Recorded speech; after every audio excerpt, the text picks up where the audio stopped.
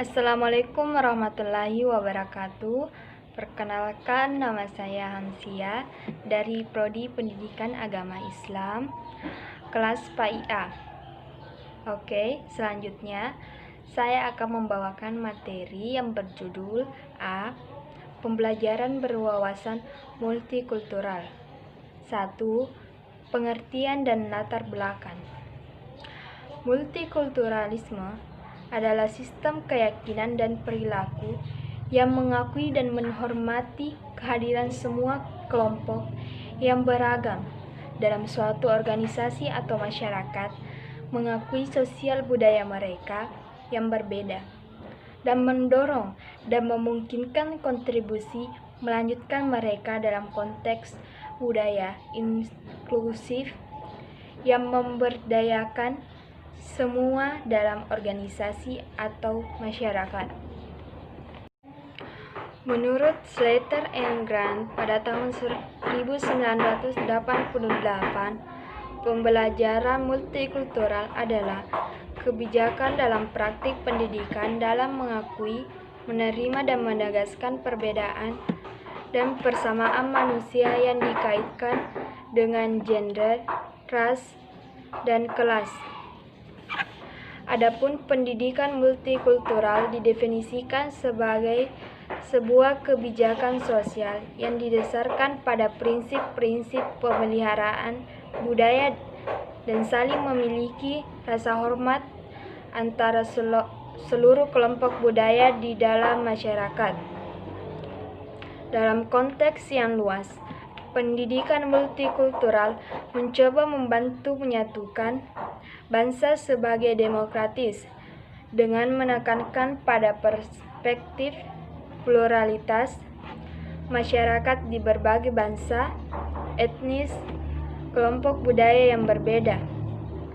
Pembelajaran berbasis multikultural didasarkan pada gagasan filosofis tentang kebebasan, keadilan, dan kesederajatan dan perlindungan terhadap hak-hak manusia. Pembelajaran berbasis multikultural berusaha memberdayakan siswa untuk mengembangkan rasa hormat kepada orang yang berbeda budaya, memberikan kesempatan untuk bekerja sama dengan orang atau kelompok orang yang berbeda etnis atau rasnya secara langsung. 2. Tujuan pendidikan berbasis multikultural. A. Untuk memfungsikan peranan sekolah dalam memandang keberadaan siswa yang beraneka ragam. B. Untuk membantu siswa dan membangun perlakuan yang positif terhadap keberadaan kultural, ras, etnis, dan kelompok keagamaan. C. Memberikan ketahanan siswa dengan cara mengerjakan mereka dalam mengambil keputusan dan keterampilan sosialnya. Dan D. Untuk membantu peserta didik dalam membangun ketergantungan lintas budaya dan memberi gambaran positif kepada mereka mengenai perbedaan kelompok. 3.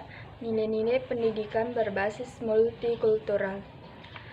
Rasional tentang pentingnya multikultural karena strategi pendidikan ini dipandang memiliki keutamaan terutama dalam A. Memberikan terobosan baru pembelajaran yang mampu meningkatkan empati dan mengurangi prasangka siswa atau mahasiswa sehingga tercipta manusia antar budaya yang mampu menyelesaikan konflik dengan tanpa kekerasan. B.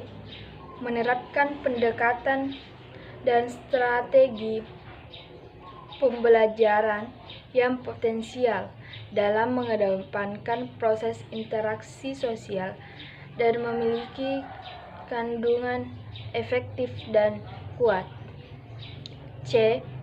Model pembelajaran multikultural membantu guru dalam mengelola proses pembelajaran menjadi lebih efisien dan efektif, terutama memberikan kemampuan peserta didik dan membangun kolaboratif dan memiliki komitmen nilai yang tinggi dalam kehidupan masyarakat yang serba majemuk.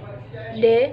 Memberikan kontribusi bagi bangsa Indonesia dalam penyelesaian dan mengelola konflik yang bernuansa sara yang timbul di masyarakat dengan cara meningkatkan empati dan mengurangi prasangka.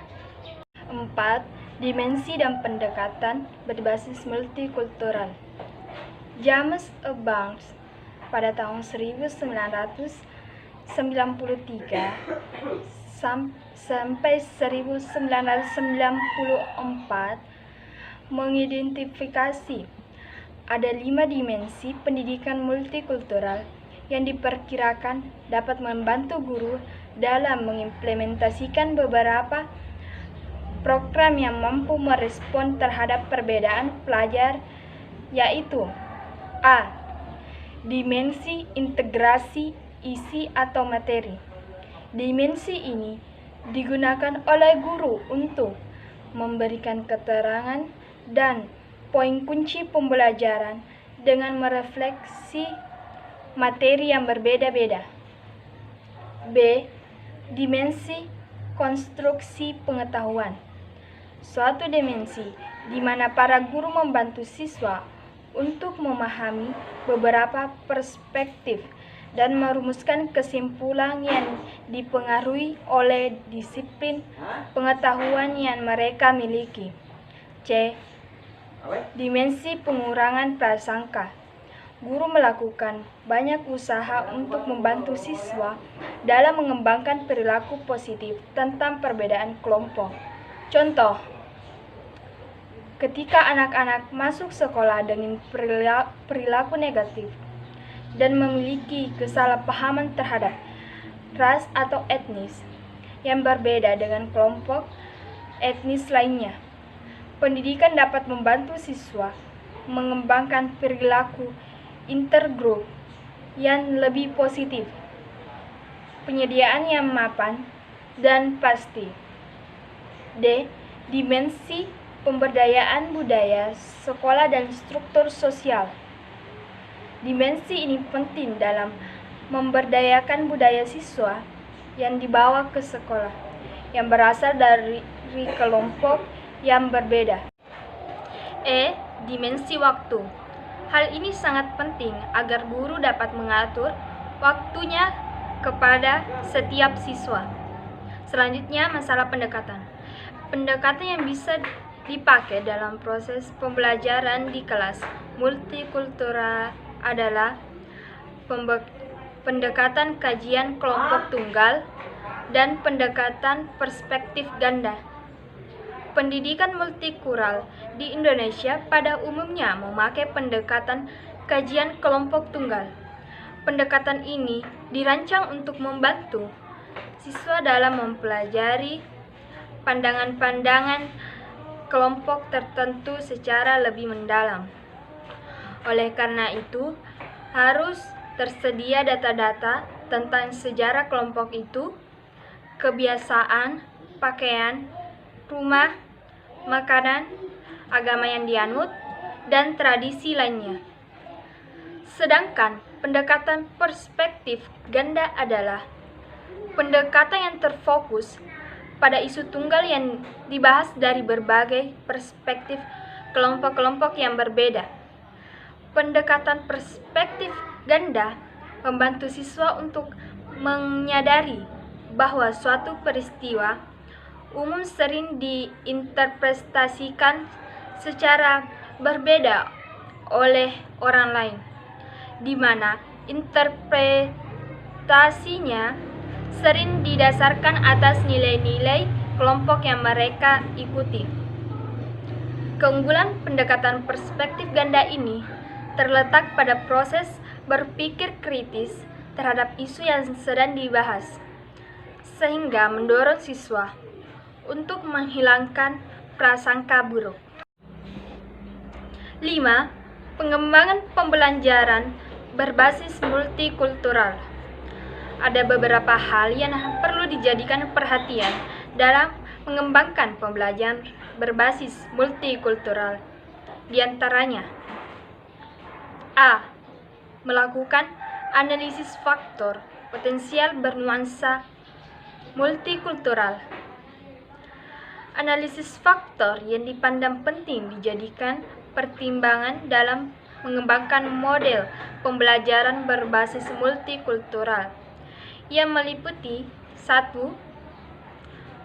Tuntutan kompetensi mata pelajaran yang harus dibekalkan kepada peserta didik berupa pengetahuan, keterampilan, dan etika atau karakter. 2.